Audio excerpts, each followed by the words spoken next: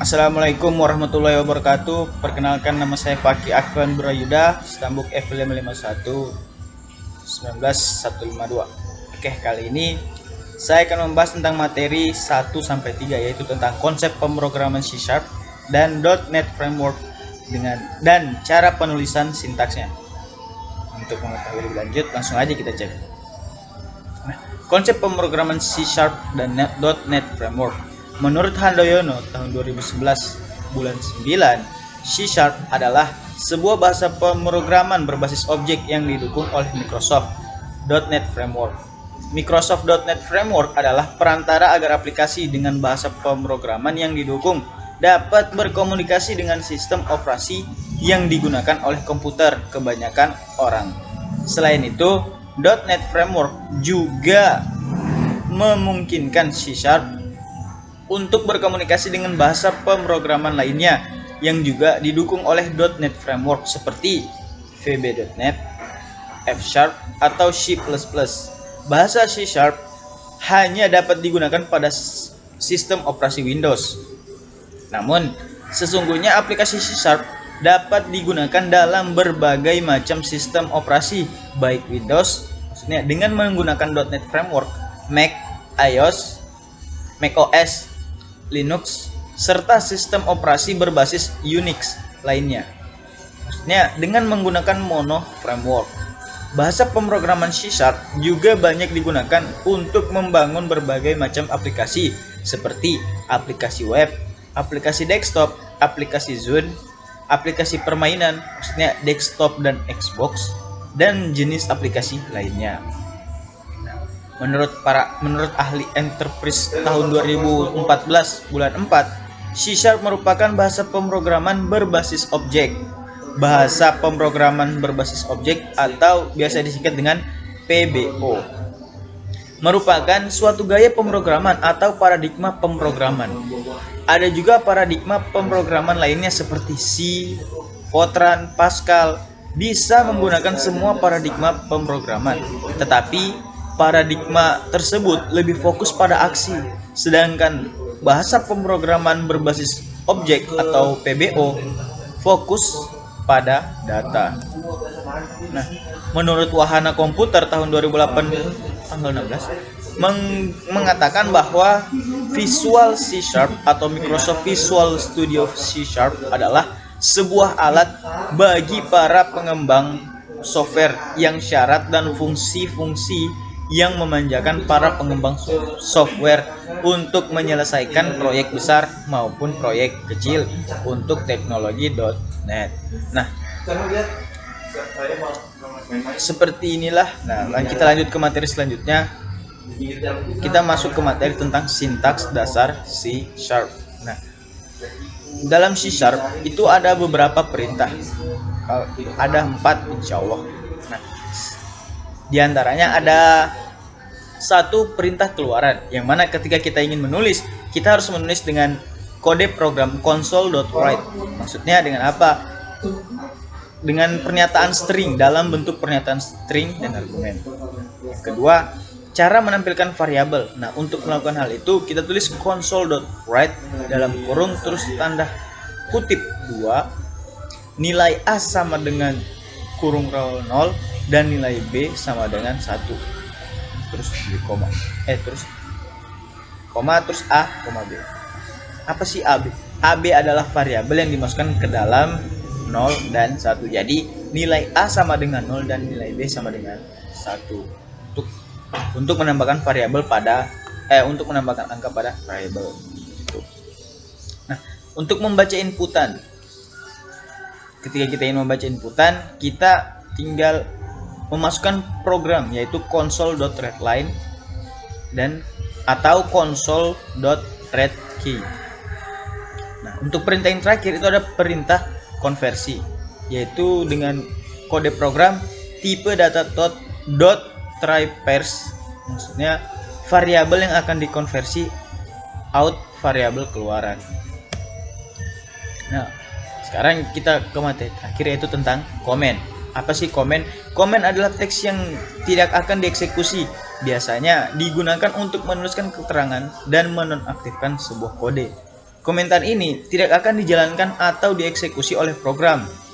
Namun, komentar ini sangat penting untuk memberikan keterangan pada kode yang teman-teman buat atau sebagai catatan dalam penulisan kode program. Nah, cara penulisannya itu kita tinggal kasih tinggal kasih garis miring pada apa yang kita ingin letakkan komentar. Tinggal kita kasih garis miring, sudah, maka muncullah komentar.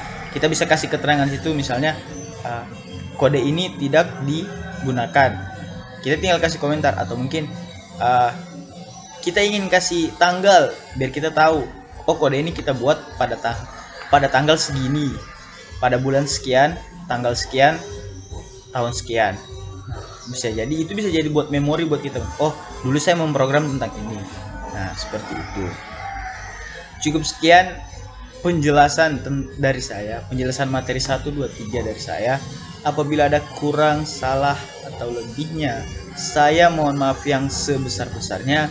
Atau mungkin saya ada salah kata, salah ucap yang mungkin menyinggung hati buat para penonton, saya mohon maaf yang sebesar-besarnya. Akhir presentasi saya ucapkan wassalamualaikum warahmatullahi wabarakatuh. Baik, assalamualaikum warahmatullahi wabarakatuh. Perkenalkan, nama saya Reski, Stambuk F551-19047. Di sini saya akan menjelaskan 3 materi mengenai bahasa pemrograman C#. Yang pertama ada teknik pengimplementasian variabel, yang kedua ada teknik penanganan user input, dan yang ketiga ada konsep penggunaan escape karakter. Oke, yang pertama saya akan menjelaskan teknik pengimplementasian variabel. Di sini ada variabel. Variabel adalah nama dari suatu lokasi di memori yang digunakan untuk menyimpan data sementara. Variabel diberi nama tertentu yang menunjukkan domain yang diwakilinya. Di sini ada contoh penulisan sintaks atau perintah dari variabel. Yang pertama di sini ada tipe data. Jadi nama variabel ini harus didahului dulu dengan tipe data. Karena data yang ada pada variabel itu harus ada tipe tertentu untuk menjalankan di suatu aplikasi atau program. Selanjutnya, penamaan variabel itu kita tidak boleh memakai spasi ya teman-teman. Jadi di sini kita menggunakan karakter underscore untuk memisahkan dua kata, atau nanti kita bisa gabung kedua kata ini menjadi satu kata. Dan nama variabel ini juga kita tidak membatasi berapa panjang karakter yang dimiliki. Jadi teman-teman bisa memberikan nama variabel terserah karakternya berapa. Oke, selanjutnya sebelum saya mengimplementasikan variabel ini, kita menjelaskan satu persatu materinya terlebih dahulu, baru nantinya kita praktekkan atau implementasikan satu persatu. Yang kedua, ada user input. Untuk membuat user input pada bahasa pemrograman C#, kita dapat menambahkan sintaks yang seperti ini, console write line. Ini merupakan kode untuk mencetak perintah ke dalam layar. Jadi apa yang kita tuliskan di sini, itu akan tampil di layar konsol nantinya saat kita compile. Sedangkan untuk membaca variabel yang diinput oleh user, itu menggunakan kode console read line. Dan tentunya ini input merupakan variabel dan ini merupakan tipe data string. Artinya, menyimpan variabel string yang diinput user ke dalam variabel string bernama input. Jadi ini untuk menyimpan variabel ini, console readline ini. Selain dari string, kita juga pastinya ada integer, ada boolean, ada double. Jadi di sini juga ada untuk menyimpan di konsol, kita menggunakan convert. Contohnya dari string, kita mengubahnya ke integer atau ke double, begitupun ke boolean. Jadi ini merupakan 3 ini untuk menyimpan variabel. Selanjutnya ada escape karakter. Ini pada dasarnya adalah karakter khusus atau karakter pelarian. Karakter garis miring terbalik atau slash dalam ekspresi reguler menunjukkan bahwa karakter yang mengikutinya adalah karakter khusus. atau harus diartikan secara harfiah. Di sini saya sudah memberikan 4 penjelasan di dalam tabel ini. Tapi escape karakter itu bukan cuma 4 ini ya teman-teman. Jadi ada begitu banyak escape karakter, tapi saya akan menjelaskan 4 ini saja yang lebih penting. Yang pertama ada slash B. Ini dalam kelas karakter cocok dengan spasi mundur dengan pola seperti ini teman-teman. Dan slash T itu cocok dengan tab. Jadi tab itu berfungsi untuk pada tampilan layar. Nantinya dia bisa pada saat kita memasukkan kata atau kalimat, dia masuk sedikit agak menjorok ke sedikit ke layar. Dia tidak berada di pinggir layar. Dan baris baru ini slash N ini cocok untuk baris baru. Beda dengan dari tab ini. Maaf teman-teman. Beda dari T ini, slash N ini cocok untuk baris baru. Jadi dia setengah dari tab. Jadi pada saat kita, contohnya itu pada saat kita menulis kalimat di buku, pada saat kita mau melakukan baris baru, dia pastinya agak masuk ke sedikit, tetapi dia tidak jauh ke dalam seperti tab. Dia setengah dari tab lah, begitu. Dan ini polanya, cara menulisnya. Selanjutnya ada slash F. Itu cocok untuk umpan formulir. Jadi pada saat kita membuat formulir gitu, kita bisa menambahkan slash F untuk mengumpan formulir tersebut. Oke. Selanjutnya kita akan mengimplementasikan nih teman-teman dari ketiga materi tadi ke dalam Visual Studio ini. Oke, yang pertama kita akan mengimplementasikan bagaimana sih cara penulisan variabel pada Visual Studio dengan menggunakan bahasa pemrograman C#. Oke, yang pertama kita menggunakan integer terlebih dahulu ya. Integer dengan tipe data integer dengan variabel kita tentukan sendiri A boleh sama dengan. Jadi integer ini merupakan deklarasi bilangan bulat. Jadi kita kasih bilangan bulat contohnya 20. Jangan lupa titik komanya. Enter. Selanjutnya kita pakai apa lagi ya? Double.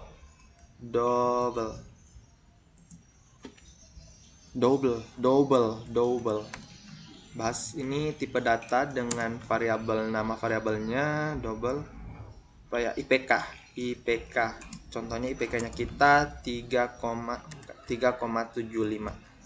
Jadi di C# ini dia tidak kalau kita menuliskan koma, dia nantinya ada error di sini. Dia tunjukkan di sini ada berwarna merah. Jadi di sini dia tidak menggunakan koma, jadi kita gunakan titik. Selanjutnya ada ya tipe data karakter char.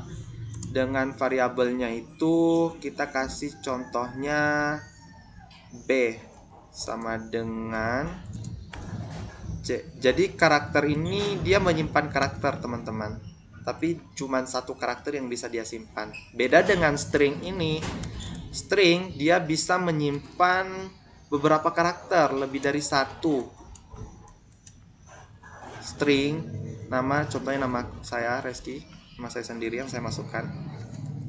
Ada juga tipe data dengan variabel kondisi. Tipe datanya boolean.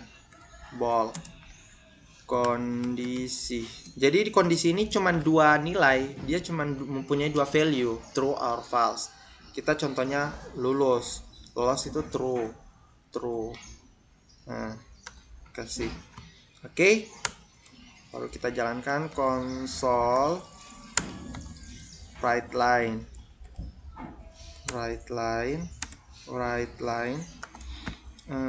Kita panggil tipe data yang mana, variabel yang mana kita mau panggil. Contohnya saya mau manggil variabel nama.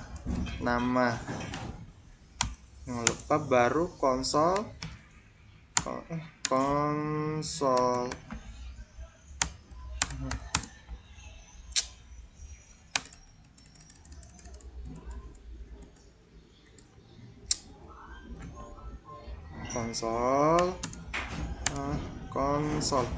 red line.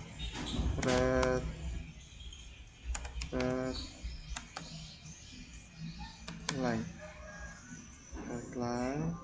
Salah, dia kurang besar. Jadi C# ini dia apa ya, sensitif dengan huruf besar ataupun kecil, teman-teman. Apakah ada error? Masih ada error ya. Konsol, penjelasan konsol tuh benar. Apa yang line.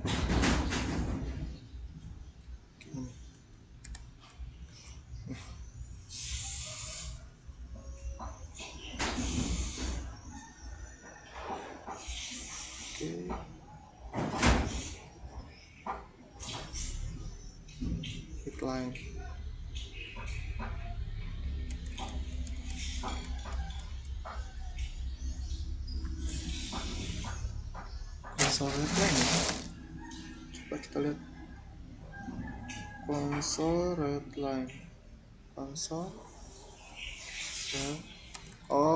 red line ini. Gunakan ini. Oke, sudah. Coba kita jalankan. Jadi nantinya yang tampil di pada layar dia itu pastinya Reski. Karena kita yang panggilnya itu variabel nama.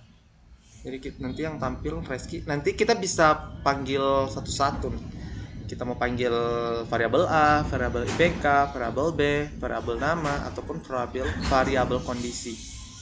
Kita tunggu selesai compile-nya dan hasilnya bagaimana.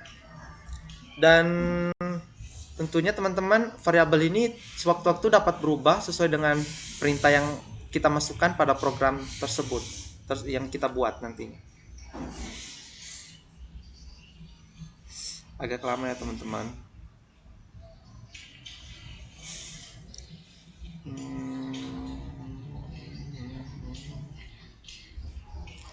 Nah, ini muncul Reski karena yang kita panggil tadi itu adalah variabel nama, di mana value variabel nama itu adalah Reski.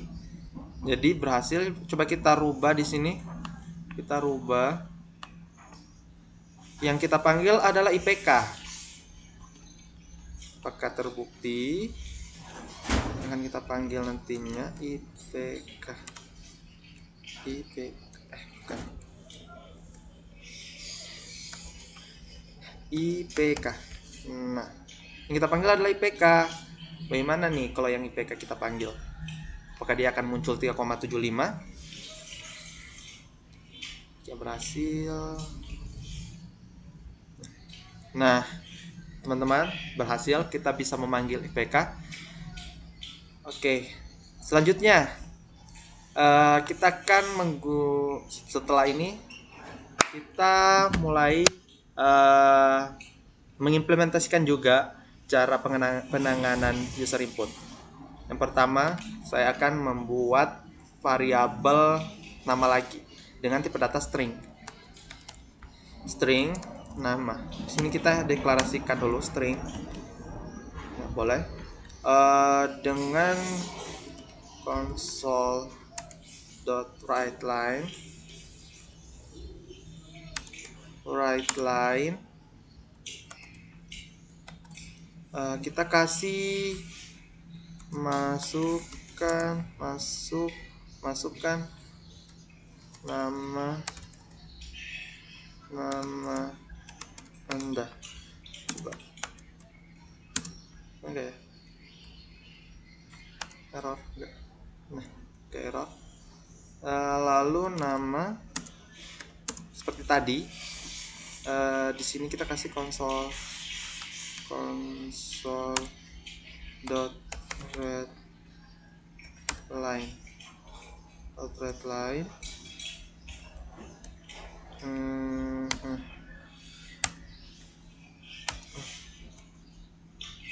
Selanjutnya console WriteLine lagi.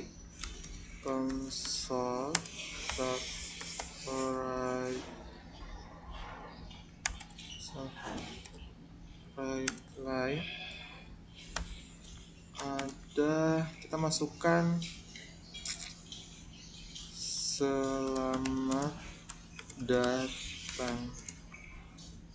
selamat belajar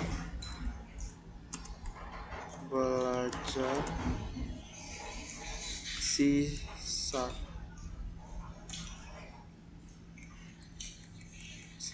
Ngapain ngeluarin ke situ? C sharp. Nah, index 0. Nah, salah. Nah, tambahkan nama. Oke.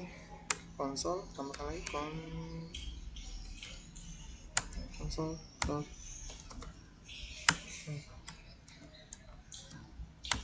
Oke. Di sini ada seperti ada yang error ya, teman-teman. Jadi di sini ada string nama, kita deklarasikan nama itu berupa tipe datanya string. Selanjutnya di sini ada masukan nama. Nanti yang tampilan pertama pada layar itu merupakan masukan nama Anda. Di sini akan kita masukkan nilainya apa saja, datanya apa saja. Langsung setelah kita masukkan nama Anda, di sini akan ditangkap oleh konsol readline ini. Di mana konsol readline ini nilainya akan disimpan pada variabel nama. Di mana variabel nama ini tadi kita deklarasikan dengan tipe data string. Setelah itu, variabel nama ini saya akan munculkan kembali di sini ditambah dengan kalimat selamat belajar C#. Oke.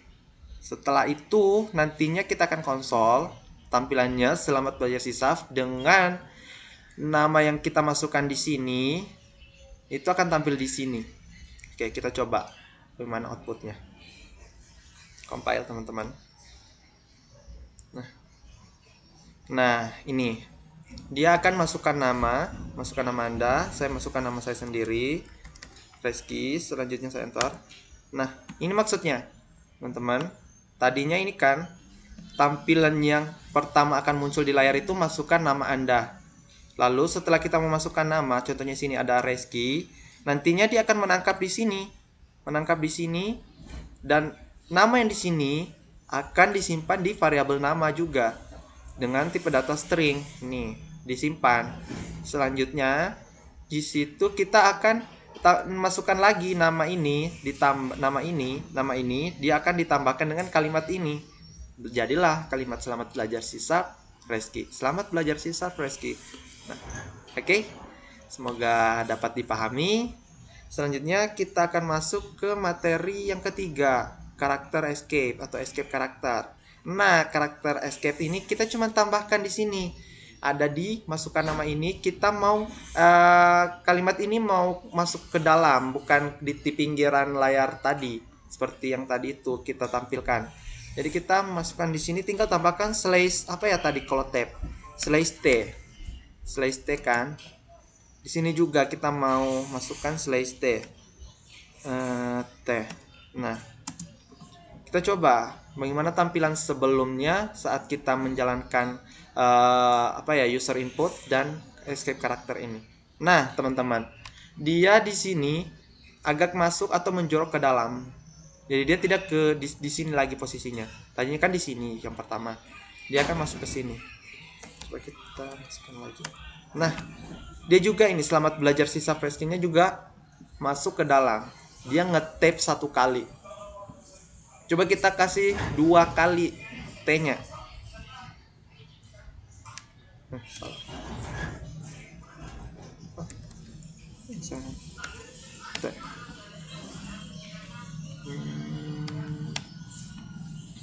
Kita stop.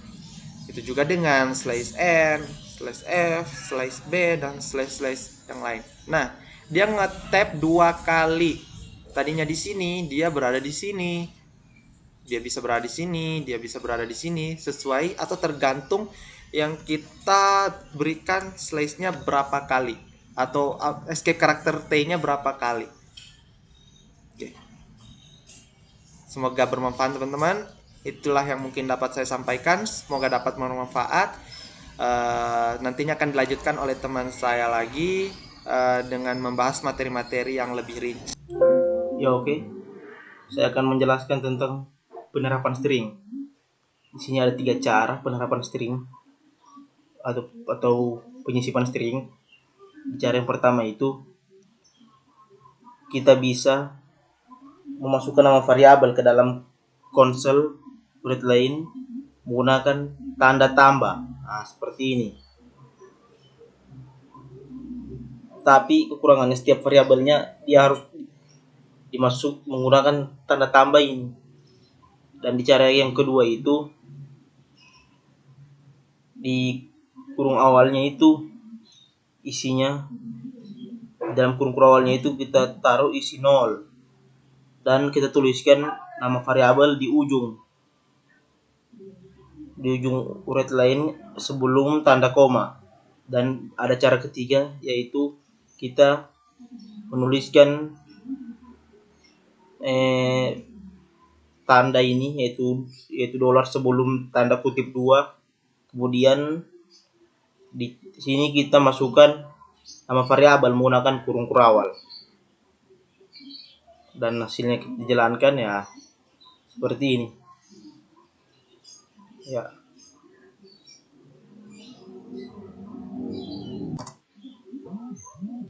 Oke, berikutnya di sini ada kondisi percabangan.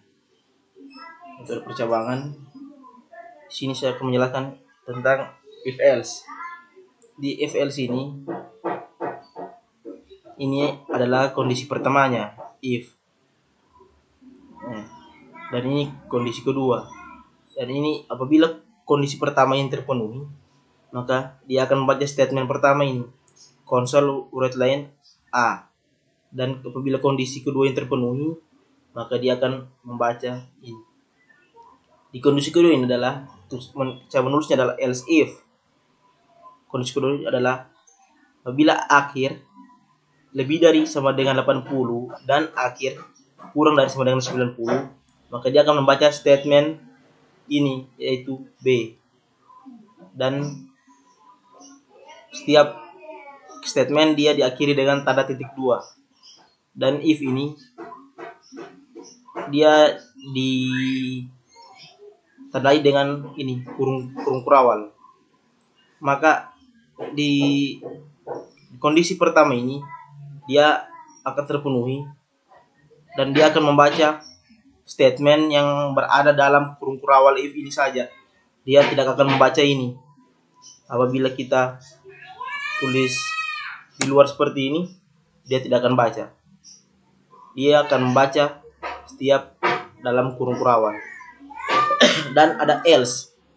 Else ini apabila semua kondisi di atas tidak terpenuhi, maka yang akan dia tampilkan adalah else.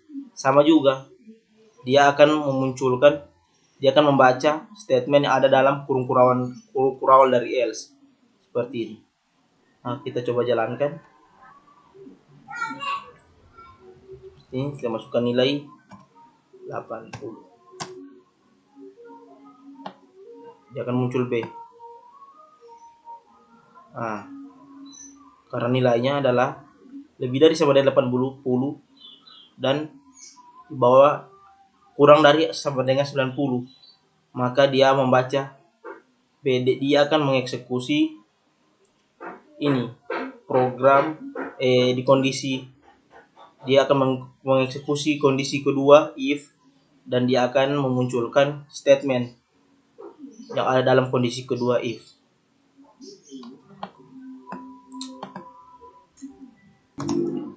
Oke, sekarang ke switch case. Di switch case ini dia adalah juga percabangan sama dengan if, tetapi ini digunakan apabila jika kita memiliki sangat banyak kondisi-kondisi, maka kita menggunakan switch case. Di switch case ini adalah kondisi pertama. Ini kondisi pertamanya, switch case sandi. Apabila sandinya sama dengan Wandi, maka dia akan mengeksekusi statementnya ini. Dan di setiap case dia harus diakhiri dengan ini, tanda ini, break. Nah, di setiap kondisinya, setiap case-nya ini dia harus diakhiri dengan break. Dan bisa juga kita menulis sini, bisa kita tambahkan sebenarnya case berikutnya. Dan di switch case ini dia di if else tadi, kalau Apabila semua kondisi tidak terpenuhi, dia adalah else. Sementara di switch case dia menggunakan ini, menggunakan default. Default ini, nah, apabila ini tidak terpenuhi, maka dia akan mengarah ke kondisi terakhir. Ini apabila semua kondisi tidak terpenuhi, namanya default, dan dia juga akan diakhiri dengan break. Setiap kondisi di switch akan diakhiri dengan break. Jadi kita akan coba jalankan.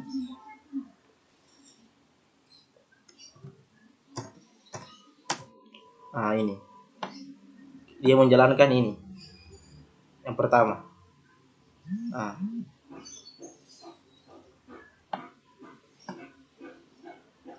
ini maksudnya konsol clear ini dia akan membersihkan layar, makanya dia akan menghapus ini yang di atas ini tadi. Oke. Sekarang kita akan menjelaskan tentang perulangan. Di sini pertama perulangan for. For seperti kita ketahui, for sendiri ini dia pertama melakukan inisialisasi. Kemudian di sini ada ini incrementnya, sini inisialisasi, dan ini perulangan yang akan dieksekusi atau kondisi yang harus terpenuhi, dan ini statement. Di for dia pertama akan melakukan inisialisasi, kemudian dia akan cek kondisi, dan setelah kondisi terpenuhi atau tidak dia akan melakukan nilai plus atau increment, dan dia akan mengeksekusi statement ini. Kemudian ada while dia melakukan inisialisasi di luar dari perulangan ini atau di atasnya sebelumnya. Kemudian dia melakukan ini ada kondisi yang harus terpenuhi, kondisi dan statement. Kemudian dia akan melakukan statement, dan setelah itu dia akan melakukan angka plus atau increment atau decrement. Kemudian ada do while. Perbedaannya dengan while, kalau while dia akan mengecek kondisi terlebih dahulu. Kalau do dia akan mengeluarkan statement dulu, kemudian dia terakhir mengecek kondisi. Nah, ini while. Ini perbedaan while dengan do while. Kemudian kita jalankan. Ini perulangan for. Ini while, ini do while. Kita lihat for. Nah, nilai sama dengan 1. Ini inisialisasi. Kemudian nilainya, jika nilainya ini lebih kecil atau sama dengan 8, maka nilai plus. Makanya dia akan menghitung sampai 8. Kemudian while ini angka sama dengan 1, dan jika angka lebih kecil sama dengan 5, maka dia akan mengeksekusi ini. Angka tersusun, maka angka akan plus. Seperti dan seperti ini. Oke. Assalamualaikum warahmatullahi wabarakatuh. Nama saya Gianoluki Bremning, Stambuk F551-19073. Dan pada kali ini saya akan melanjutkan materi dari teman saya. Dan sekarang kita masuk ke konsep dan teknik implementasi operator, array, dan metode di C#. Operator digunakan untuk mengombinasikan suatu data dengan data lain. Biasanya operator digunakan pada data yang tipenya dapat dikalkulasi seperti data yang bersifat integral atau floating point. Pengkalkulasian data melalui operator ada berbagai macam cara, tergantung tipe dari data tersebut. Berikut adalah jenis-jenis operator. Pertama, operator aritmatika. Operator aritmatika digunakan untuk menghitung penambahan, pengurangan, perkalian, pembagian, dan modulus. Ya, seperti sini ada simbolnya itu. Kalau simbol plus, dia itu operator penjumlahan. Yang simbol ini minus untuk pengurangan. Ini untuk perkalian, simbol yang ini untuk pembagian, dan yang persen ini operator sisa bagi atau modulus. Lalu ada operator relasi. Operator relasi dalam sebuah program yang biasa digunakan untuk membandingkan dua buah nilai. Dan operator relasi akan memberikan nilai benar atau salah, atau biasa dibilang true atau false. Ya, untuk simbol yang ini kurang dari, ini kurang dari sama dengan, ini lebih dari sama dengan, dan tidak sama dengan. Lalu ada operator logika. Operator logika digunakan untuk menggabungkan dua buah ungkapan kondisi menjadi sebuah ungkapan kondisi. Oleh karena itu, biasanya operator logika digunakan bersamaan dengan percabangan if. Ya, untuk yang pertama ini, logo dan ini biasa itu dibilang operator logika N. Operator logika N ini dia akan bersifat true jika semua nilainya itu bernilai benar, maka dia akan true. Kalau salah satu saja nilainya ada yang salah, maka dia akan false. Lalu simbol yang ini dia itu operator logika OR. Operator logika OR ini jika salah satu saja ada yang benar, maka nilainya akan true. Dan jika kedua nilainya salah, maka dia akan false. Ya, lalu ini operator NOT. Ini seperti kebalikan. Kalau ini seperti kebalikan lah. Kita akan melihat dia punya contoh codingannya. Di sini saya sudah buat langsung ke semua operatornya. Pertama kita memiliki tipe data boolean yang ada lebih besar, lebih kecil, lebih besar sama dengan, dan seterusnya. Lalu di sini kita menulis angka ke-1 dan menulis angka kedua, yang terus angka ke-1 disimpan ke integer x. Lalu kita convert nilainya itu agar menjadi integer. Lalu ya disimpan nilainya, begitupun yang kedua dia akan disimpan ke variabel y. Lalu di sini kita lakukan operator aritmatika. Di sini untuk penjumlahan kita variabel x kita tambahkan dengan y, lalu pengurangan variabel x kita kurangi dan y, lalu kita kalikan, kita bagi, dan kita modulus. Lalu di bawahnya ini kita operator perbandingan.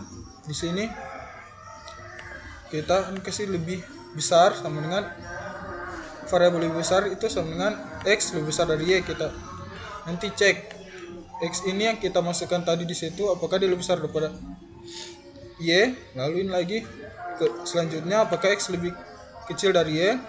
Lalu selanjutnya lebih besar sama dengan, lebih kecil sama dengan, dan sama dengan, dan tidak sama dengan. Lalu selanjutnya di sini kita akan menginputnya betul, menampilkannya. Di sini masih dia punya codingan kita variabel input nilainya apa itu. Kita tentukan dulu, baru di sini nanti kita tampilkan di console write line. Lalu di sini kita menambahkan lagi variabel integer dengan nama berat badan, kita isi nilai 65, dan juga tinggi badan kita isi nilai 176. Lalu di sini kita tanyakan jika berat badan lebih besar dari 60 dan tinggi badan lebih besar dari 170. Jika benar maka akan menghasilkan nilai berhasil. Jika tidak maka akan gagal. Lalu selanjutnya jika berat badan lebih dari 60 or atau tinggi badan lebih dari 180, maka jika benar dia akan berhasil, jika salah dia maka akan gagal. Coba kita jalankan terlebih dahulu. Di sini saya menginputkan untuk pilih angka ke-1 8, lalu ke kedua 4. Nah, di sini akan jelaskan terlebih dahulu.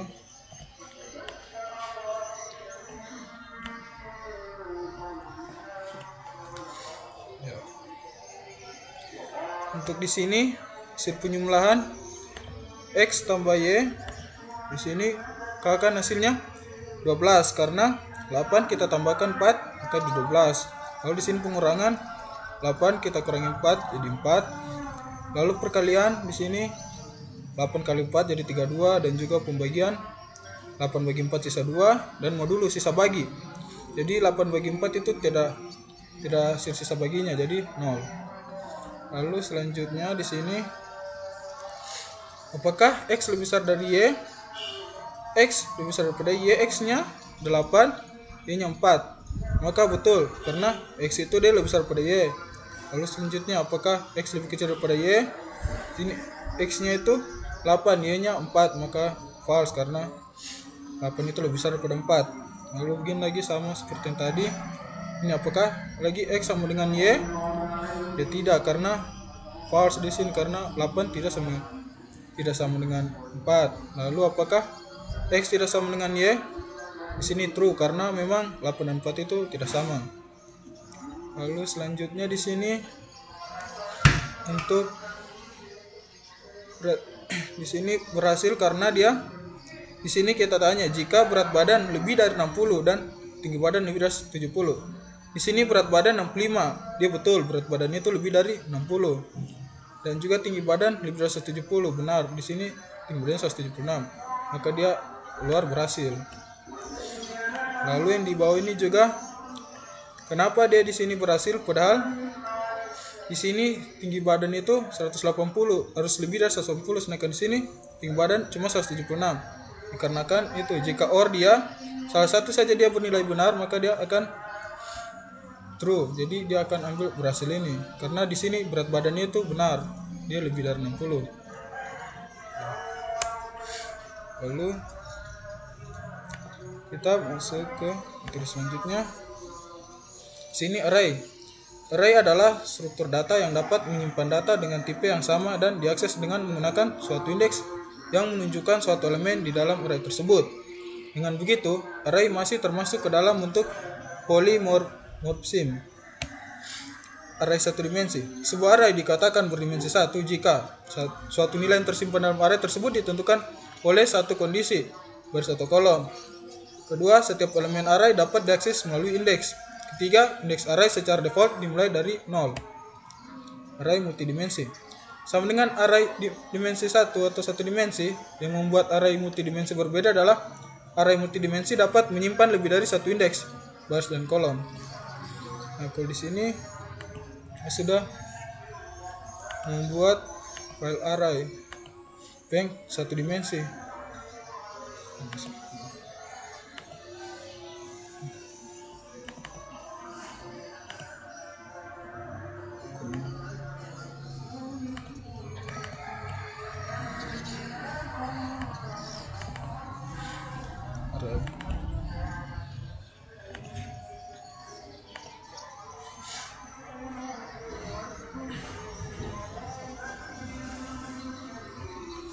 Ya, di sini pertama kita membuat dia tipe data string, lalu kita buat itu array mahasiswa.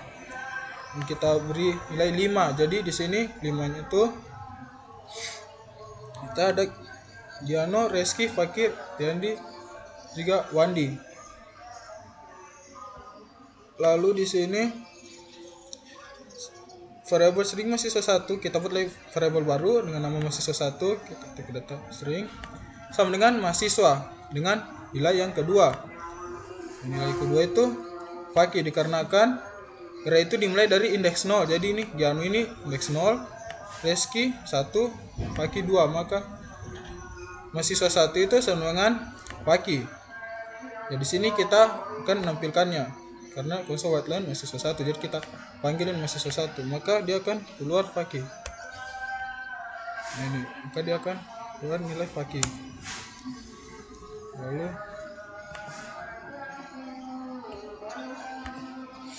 kita selanjutnya ke metode.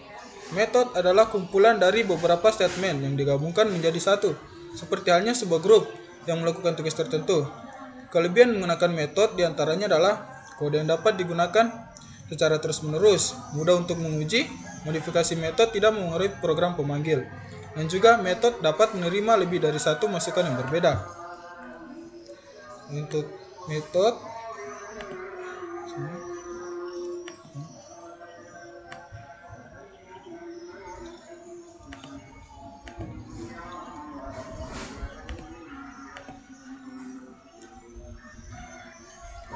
Di sini saya sudah buat metode ini, di metode dengan saya beri nama ini metode, lalu saya berikan dia isinya itu Giano Lucky Ibrahim Link. Lalu di sini saya mau manggil ini metode tersebut. Saya panggil. Metode ini seperti fungsi begitulah. Jadi saya akan panggil. Ya, jika ini kita jalankan pasti dia akan muncul Giano Lucky Ibrahim Link. Ya, seperti ini dia muncul Giano Lucky Ibrahim Link. Ya, sekian saja presentasi dari saya, dan selanjutnya akan dilanjutkan oleh teman saya, Riandi.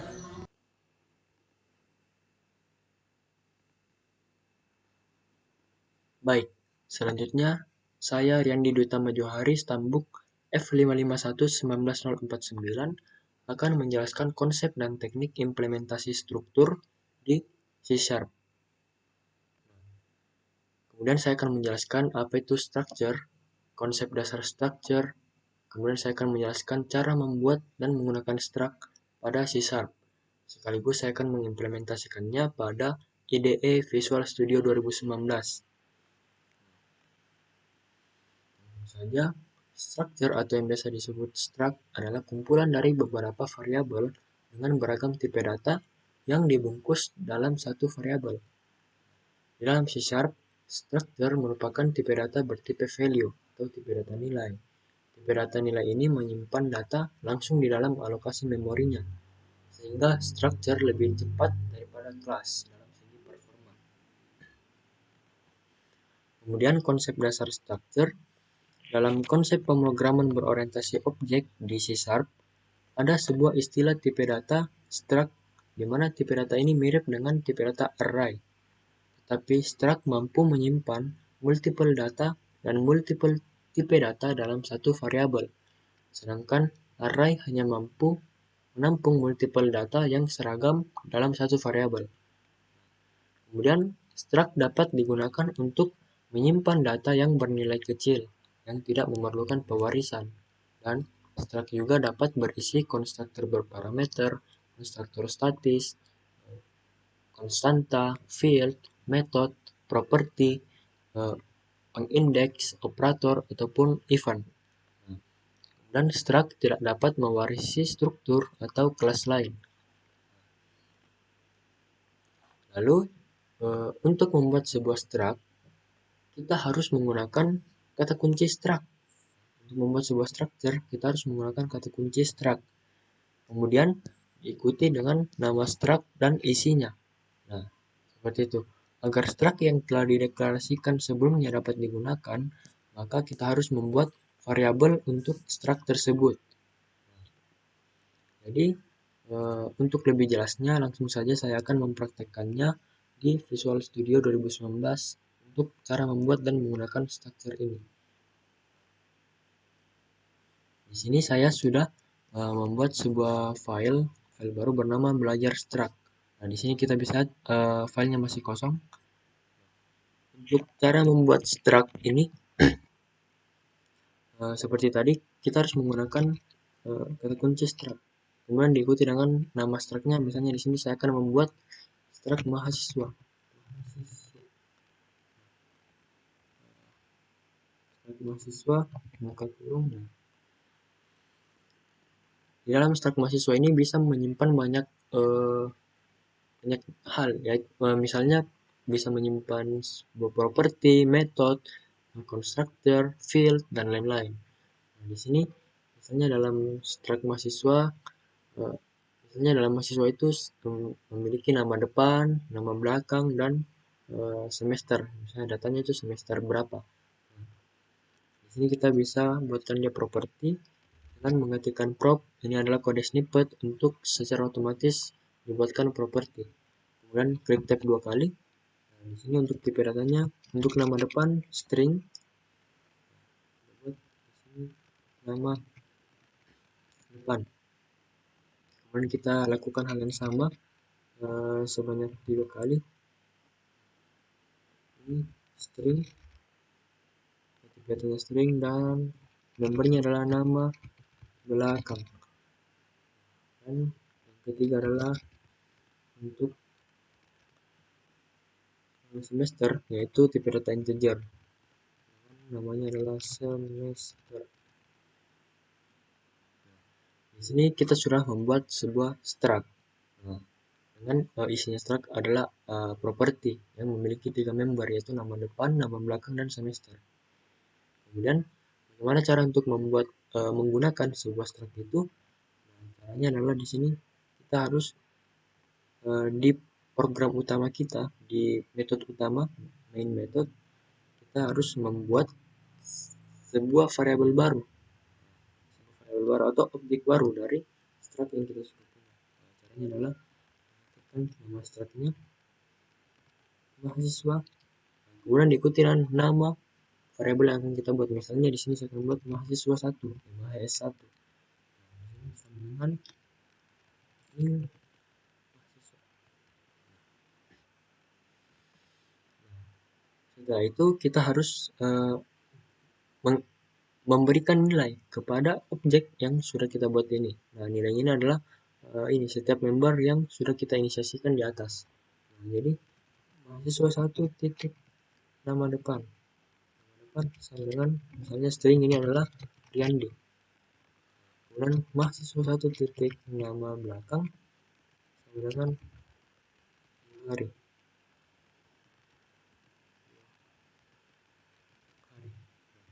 Dan yang terakhir adalah untuk semester. MHS1 titik semester. Semester adalah semester 4. Kemudian misalnya saya ingin membuat satu mahasiswa lagi. Objek baru yaitu sama seperti tadi, klikkan mahasiswa dan nama objeknya. Misalnya di sini adalah mahasiswa 2, MHS2 new. Kita harus memberikan memasukkan nilai pada setiap member objek yang kita buat, yaitu seperti tadi. Tapi ini adalah mahasiswa 2. Nama depan. Misalnya di sini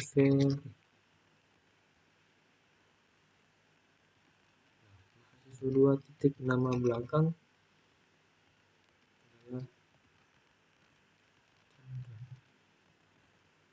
adalah MHS2 titik semester sama dengan misalnya 5. Kemudian ini kita sudah menggunakan sebuah struct. Kemudian sekarang kita akan menampilkannya dengan cara ini, mengetikkan console titik write line. Kemudian di sini kita menggunakan teknik penyisipan string seperti ini, dan di dalam ini adalah variabelnya atau membernya seperti itu, member dari struct yang sudah kita buat. Jadi di sini MHS1 titik nama depan, di sini MHS1 titik nama belakang, dan di sini adalah MHS1 semester. Jadi misalnya saya ingin menampilkan ini data mahasiswa 1. Nah, seperti ini.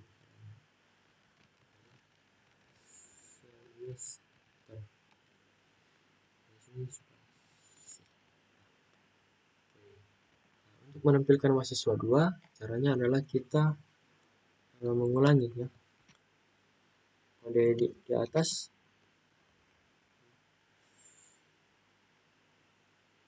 kita kopikan dulu yang di atas, kita paste di sini. Tapi yang untuk mahasiswa 1 kita ubah jadi MHS2.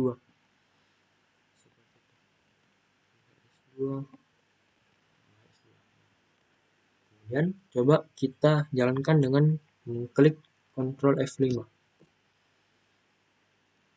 Nah, di sini akan tampil ini Johari semester 4 dan Ferry Chandra semester 5.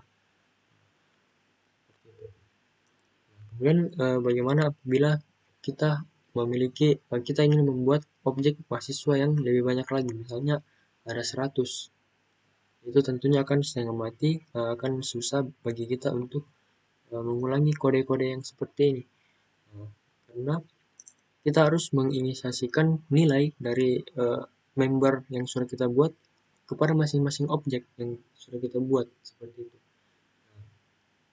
Caranya untuk menangani ini adalah kita harus membuatkan sebuah constructor. Seperti yang tadi kan, struct ini bisa mengandung sebuah constructor.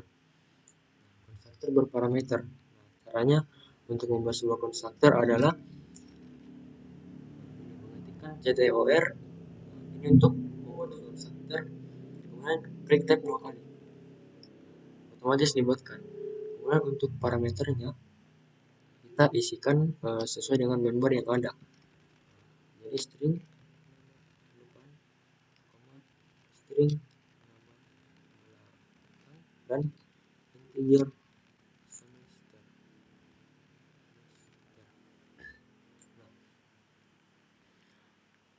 Kemudian this titik nama depan sama dengan n depan. Kemudian this titik nama belakang sama dengan n belakang. Kemudian this titik semester, di sini sebutnya namanya beda, sama dengan semester. Nah, jadi kita hanya perlu ini membuat ini, nantinya kita akan mengisikan nilai pada parameter yang ada. Jadi ada 3 parameter, yaitu nama depan, nama belakang, dan semester. Nah, maksud dari kode this nama depan sama dengan n depan ini adalah jadi nantinya parameter yang masuk adalah nama depan ini akan di-assign nilainya ke member nama depan yang ada di struct ini, seperti itu. Jadi sama untuk n belakang dan semester, semua sama seperti itu. Untuk n belakang akan memberikan nilainya ke struct nama belakang, member nama belakang. Kemudian di sini saya akan membuatkan lagi sebuah metode, sebuah metode untuk menampilkan data mahasiswa, supaya kita tidak mengulang-ulang 2 baris kode ini, console write line. Kita tidak perlu mengulang kode tersebut. Di sini kita bisa membuat metodenya adalah public void, misalnya nama metodenya adalah tampilkan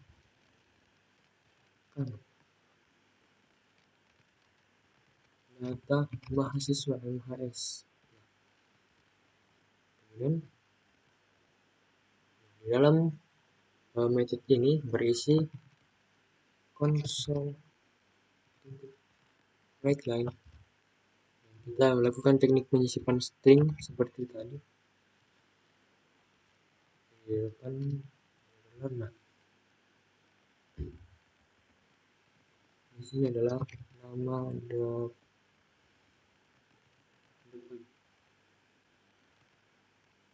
Di sini nama belakang semester.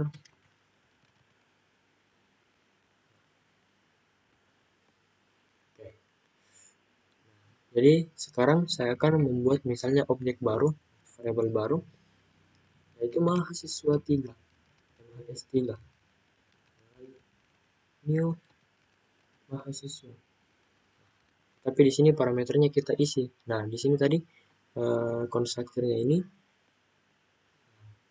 isinya ada 3 ini. Parameternya nama depan, nama belakang, dan semester. Nama depan adalah berupa string. Jadi kita isi misalnya Fajar. Kemudian kemudian untuk semesternya misalnya semester 4. Seperti ini. Dan untuk menampilkan data dari mahasiswa 3 ini kita cukup memanggil fungsi yang sudah kita buat tadi, fungsi untuk console write line itu. Jadi di sini mahasiswa 3 titik, nah, kita panggil fungsi yang tadi, yaitu tampilkan data mahasiswa. Jadi objek mahasiswa 3 akan memanggil fungsi tampilkan data mahasiswa itu, sehingga nantinya sehingga kita jalankan, akan menghasilkan garis baru ini, Fajar Rifai semester 4. Nah, ini adalah objek yang baru kita buat, yaitu objek mahasiswa 3. Jadi kita bisa lihat di sini sudah menjadi lebih efisien karena dengan satu baris kode yang kita buat menggunakan konstruktor berparameter tadi, kita bisa menghemat ini baris kode yang kita buat menjadi lebih efisiensi seperti itu. Dan dengan kita membuat metode tadinya di atas ini, kita hanya perlu memanggil metode yang sudah kita buat tadi, console.writeLine ini, seperti ini. Jadi kita tidak mengulang kode yang sama, jadi ini lebih efektif setelah kita membuat metode dan konstruktornya, seperti itu. Jadi kalau seperti ini kita bisa hapus saja supaya lebih efektif. Kita hapus dan di sini kita panggil saja ini, mahasiswa 3. Kita copy. Di sini kita ganti mahasiswa 1, 2, dan 3. Coba kita jalankan lagi. Dan hasilnya sama. Seperti itu. Dan di Johari semester 4. Nah, dan seterusnya. Oke. Jadi, lebih ini adalah konsep dasar dari cara membuat dan menggunakan struct dalam C#. Itu konsep dasar dari C# tersebut. Kemudian saya akan menjelaskan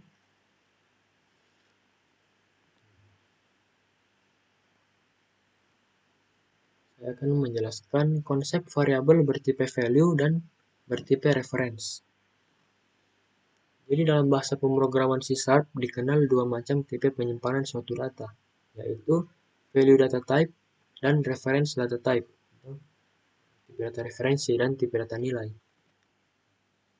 Jadi tipe data pada bahasa pemrograman dapat dikatakan sebagai value type apabila menyimpan data dalam alokasi memorinya sendiri. Dan yang dapat dikategorikan sebagai value type atau tipe data nilai adalah semua tipe data numerik, misalnya integer, float, double, long, short, dan lain-lain. Kemudian tipe data char, boolean, tipe data date, enumerasi, dan semua struct atau struktur, bahkan apabila anggota atau membernya berupa tipe referensi. Jadi, tipe data nilai akan menggunakan memory stack untuk menyimpan nilai variabel. Contohnya, jika kita mendefinisikan dan menetapkan nilai ke dalam variabel, misalnya seperti variabel x dengan tipe data integer, nilainya adalah 100. Maka sistem akan menggunakan ruang memori yang sama dari variabel x untuk menyimpan nilai 100 itu. Kemudian kita ke reference tipe data adalah berisikan suatu pointer, di mana pointer tersebut mengarahkan alokasi memori ke tempat yang lain untuk menyimpan data. Dalam OOP atau Object Oriented Programming, tipe referensi ini digunakan untuk menyimpan suatu objek dalam kelas. Nah, tipe data referensi tidak akan menyimpan nilai variabel secara langsung di memorinya, melainkan akan menyimpan alamat memori dari nilai variabel yang menunjukkan di mana nilai tersebut tersimpan. Memori yang digunakan tipe data referensi ini biasa disebut heap, sedangkan alamat memori dari heap disimpan pada memori stack. Kemudian apa saja tipe data yang termaksud? Reference type adalah string, class, dan semua array, bahkan apabila elemennya merupakan tipe data nilai. Contoh, jika kita mendefinisikan dan menetapkan nilai ke variabel seperti string nama sama dengan Randy Johari, kemudian sistem akan menyimpan nilai variabel Randy Johari tersebut di satu lokasi dan variabel nama di lokasi lain, beserta alamat dari memori dari nilai variabel tersebut. Seperti itu. Jadi, stack digunakan untuk alokasi memori statis yang mencakup semua jenis tipe nilai atau value data type. Sedangkan heap digunakan untuk alokasi memori dinamis yang mencakup objek khusus yang mungkin memerlukan memori tambahan selama runtime program. Jadi, saya rasa itu saja penjelasan dari saya tentang konsep dan teknik implementasi struktur pada C# dan konsep tipe data nilai dan tipe data referensi pada C#. Seperti itu. Dan mungkin ini saja penjelasan dari kelompok kami. Semoga apa yang kelompok kami jelaskan ini dapat bermanfaat bagi kita semua dan dapat menambah ilmu kita semua. Terima kasih.